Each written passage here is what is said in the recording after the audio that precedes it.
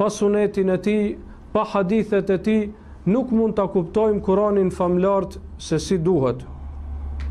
Sepse, siç e dini, Kur'ani famlart ka zbritur brenda një periudhe 23 vjeçare, 13 vjet para hijretit dhe 10 vite pas hijretit. Dhe shumë prej ajeteve të Kuranit famlar të cilat kanë zbritur, kanë zbritur për shkak të ndonjë ndodhie që i ka ndodhur Muhamedit sallallahu alaihi wasallam, për shkak të ndonjë pyetje që ja kanë bërë atij dhe për shkak të ndonjë rasti nga sirja e tij. Prandaj, duke e lexuar këtë, duke e studiuar këtë, na mundsohet që t'i mësojmë këto gjëra, që t'i mësojmë se cili ajet ka zbritur më herët dhe cili ajet ka zbritur më vonë. Dhe kjo është e rëndësishme në shkencën e fikhut, an-nasikh wal mansukh, sepse ka dispozita që kanë zbritur në fillim të Islamit e pastaj janë anuluar apo janë zëvendësuar me dispozita tjera. Dhe krejt kjo bëhet prej sirës së Muhamedit sallallahu alaihi wasallam.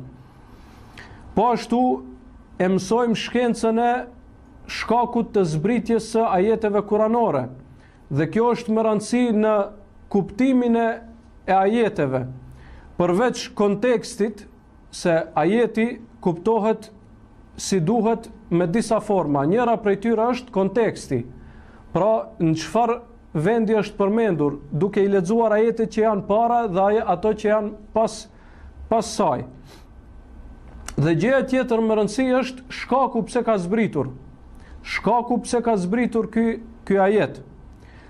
Dhe krejt këto bëhen prej sirës Muhamedit sallallahu alaihi wasallam, duke e studiuar sunetin e tij, jetë përshkrimin e tij, e kupton shkakun e zbritjes së ajetit dhe po ashtu kupton tefsirin e Muhamedit sallallahu alaihi wasallam që u ka bërë ajeteve. Sepse në shumë raste, në shumë ndodhi, pejgamberi alayhis salam u ka sqaruar domethënien e saktë të atij ajeti, u ka sqaruar sahabëve.